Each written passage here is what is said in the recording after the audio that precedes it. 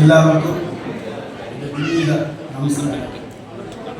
സാധാരണ വേദികളിലെല്ലാം കഥ അവതരിപ്പിക്കലായിരുന്നു എന്ന ജോലി ഇപ്പൊ പല വേദികളിലും ആവശ്യപ്പെടുന്നത് ചെറിയ ശാസ്ത്ര നുറുങ്ങുകൾ ആളുകൾക്ക് ഉപകാരപ്രദമായ രീതിയിൽ അവതരിപ്പിക്കുക എന്നുള്ളത് ഇപ്പൊ ഞാനത് ഏറ്റിരിക്കുകയാണ്.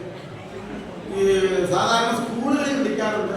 അവരും ആവശ്യപ്പെടുന്നത് കഥയേക്കാൾ വരി കവിതയേക്കാൾ വരി അവരാവശ്യപ്പെടുന്നത് കുട്ടികൾക്കോ വീട്ടുകാർക്കോ പ്രയോജനപ്പെടുന്ന എന്തെങ്കിലും ഒരു കാര്യം വേണമെന്നുള്ളതാണ്.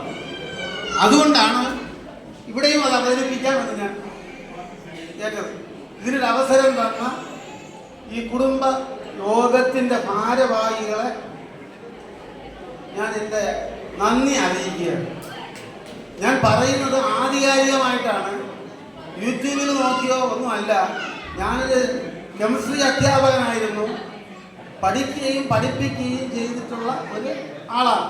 അതുകൊണ്ട് ആധികാരികമായിട്ടാണ് ഞാൻ പറയുന്നത്. ഒന്ന്, വളരെ കുറച്ചേ ഉള്ളൂ, രണ്ട് കാര്യങ്ങൾ പറയും. ഒന്ന്, പച്ചക്കറിയിലെ വിഷം മാറ്റുന്ന രീതി. പഠിച്ചവരും പഠിപ്പിക്കുന്നവരുമായ ആളുകൾ തെറ്റായ പ്രവണതകളിലൂടെയാണ് പച്ചക്കറി ശുചിയാക്കുന്നത്. പച്ചക്കറിയിൽ അടങ്ങിയിരിക്കുന്ന വിഷങ്ങൾ മാരകങ്ങളാണ്. എൻഡോസൾഫാൻ കേട്ടിട്ടുണ്ടല്ലോ. കാസർഗോഡ് കുട്ടികളെല്ലാം അടുത്ത തലമുറയെ ജനിതക വൈകല്യത്തോട് ജനിപ്പിക്കുന്നതിനുള്ള ഒരു വിഷവസ്തു. അതിൻ്റെ കുഞ്ഞു തലമുറയിൽപ്പെട്ട മാലത്തയോൺ പോലെയുള്ള മാരക വിഷങ്ങളാണ് പച്ചക്കറിയിൽ പുരട്ടിയിരിക്കുന്നത്. അത് എപ്പോഴാണ് പച്ചക്കറി പുരട്ടുന്നത് ചോദിച്ചു കഴിഞ്ഞാൽ, പച്ചക്കറി ഏകദേശം പരുവമായി വരുമ്പോൾ അതിനകത്ത് പുഴുക്കുത്തുകൾ ഉണ്ടാകാതിരിക്കാൻ വേണ്ടി അതിൽ സ്പ്രേ ചെയ്യും. അത് കഴുകിയാലൊന്നും പോകില്ല. ഞാൻ പലയിടത്ത് പോകുമ്പോൾ അധ്യാപകരെയും പറയാറുണ്ട്, ഞാൻ മഞ്ഞപ്പൊടി ഇട്ട് കഴുകാറുണ്ട്, ഉപ്പുവെള്ളമിട്ട് കഴുകാറുണ്ട്, പിന്നെ വേറെ കൂടെ പറയാറുണ്ട്, വിനാഗിരി ഒഴിച്ച് കഴുകാറുണ്ട്. ഇത് മൂന്നും തെറ്റാണ്. തെറ്റെന്നല്ല, അണുനാശകങ്ങളാണ് ഇവയെല്ലാം. ആസിഡ് സ്വഭാവമുള്ളതാണ് ഇവയെല്ലാം. മഞ്ഞയിൽ അടങ്ങിയിരിക്കുന്നത് കുർക്കുമിൻ എന്ന് പറയുന്ന ഒരു രാസവസ്തു മഞ്ഞളിൽ. അത് അണുനാശകമാണ്. അതിന് ഈ ആസിഡ് സ്വഭാവമുള്ള വിഷത്തെ മാറ്റാൻ പറ്റില്ല. ഈ പച്ചക്കറി തളിച്ചിരിക്കുന്ന മാലത്തയോൺ പോലെയുള്ള വിഷവസ്തു ആസിഡ് സ്വഭാവമുള്ളതാണ്. ഈ ആസിഡ് സ്വഭാവമുള്ളതിനെ നീക്കണമെങ്കിൽ ആൽക്കലിയുടെ സ്വഭാവമുള്ളത് തന്നെ കഴുകാൻ ഉപയോഗിക്കണം. അതിനൊരു സാധാരണ രീതിയിൽ ഈ ശാസ്ത്രജ്ഞനായ ഗോപാലകൃഷ്ണൻ സാറുണ്ട്. അദ്ദേഹത്തിൻ്റെ ഒരു പ്രഭാഷണമുണ്ട്. അതിനകത്ത് സോപ്പിട്ട് കഴുകാൻ പറയുന്നു. സോപ്പ് ആൽക്കലിയാണ്, വിഴുവിഴായിരിക്കും. അത് ആൽക്കലിയാണ്, സോപ്പിട്ട് കഴുകാം. പക്ഷേ അതിനകത്ത് അദ്ദേഹം തന്നെ പറഞ്ഞിട്ടുണ്ട്, സോപ്പിൻ്റെ ചെറിയ അംശം ഈ പച്ചക്കറിയിൽ ഉണ്ടായിരുന്നാൽ പച്ചക്കറി കഴുകിയിട്ട് പിന്നെ നമ്മൾ പാചകം ചെയ്യുമ്പോൾ അത് രുചി ഭേദം ഉണ്ടാകും. അപ്പൊ അത് ഒഴിവാക്കാൻ വേണ്ടി നമുക്ക് സാധാരണ ഉപയോഗിക്കാൻ പറ്റിയ ആൽക്കലൈൻ വസ്തുവാണ് സോഡിയം ബൈകാർബണേറ്റ്. റൊട്ടിക്കാരം, അപ്പക്കാരം നമ്മൾ വീട്ടിൽ വാങ്ങിക്കുന്ന വില കുറഞ്ഞൊരു സാധനമാണ്. ഞാൻ എൻ്റെ വീട്ടിൽ വലിയ ഡപ്പ വാങ്ങിച്ചിട്ടുണ്ട്. സാധാരണ പച്ചക്കറി മുറിക്കുന്നതിന് മുമ്പ് പച്ചക്കറികളെ ഒരു വലിയ ബോട്ടിലിൽ വലിയ ട്രഫിനകത്തിട്ട് മുങ്ങത്തക്ക രീതിയിൽ വെള്ളം ഒഴിച്ച് ഒരു 6-7 സ്പൂൺ റൊട്ടിക്കാരം അല്ലെങ്കിൽ അപ്പക്കാരം ഇട്ട് നല്ലവണ്ണം ഇളക്കി 15 മിനിറ്റ് വെച്ചേക്കണം, മുക്കി വെച്ചേക്കണം. കോളിഫ്ലവർ പോലെയുള്ള വസ്തുക്കളെ ഇറുത്തിടണം. കോളിഫ്ലവറിന്റെ ഇടയിലെല്ലാം ഈ വിഷവസ്തു കയറിയിരിക്കും. മാലത്തയോൺ പോലെയുള്ള വിഷവസ്തു കയറിയിരിക്കും. അത് മാറ്റാൻ ഇറുത്തിടുക. എന്നിട്ട് വേണം അതിനെ വേറെ ഏതുകൊണ്ട് 15 മിനിറ്റ് കഴിഞ്ഞിട്ട് ഉപ്പുവെള്ളത്തിലോ മഞ്ഞൾ വെള്ളത്തിലോ എന്തിൽ വേണമെങ്കിലും മുക്കി. നമുക്കതിലുള്ള ആസിഡ് സ്വഭാവമുള്ള ഈ വിഷം മാറി കിട്ടും. പിന്നെ നമ്മൾ കഴുകിയെടുത്ത് ഫ്രിഡ്ജിലോ എവിടെ വേണമെങ്കിലും നമുക്ക് സൂക്ഷിക്കാൻ പറ്റും. ഇത് ഏറ്റവും പ്രധാനപ്പെട്ട ഒരു സന്ദേശമായിട്ട് എടുത്തുകൊണ്ട് ഇനി മുതൽ നിങ്ങൾ സോഡിയം ബൈകാർബണേറ്റ്, അങ്ങനെയെന്ന് ചോദിച്ചാൽ കടക്കാരൻ അറിഞ്ഞൂടാ.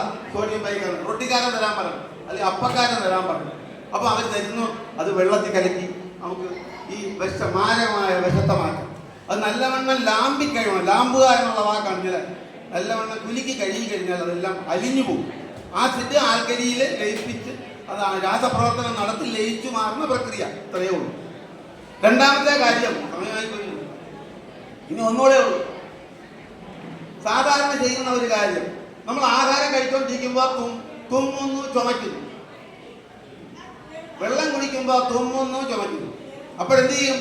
തലയിൽ കടിക്കും. അതിന് പറയുന്ന പേര് ഞാനിത് ലേഖനമായിട്ട് എഴുതാറുണ്ട്, മണ്ടയിൽ കയറി.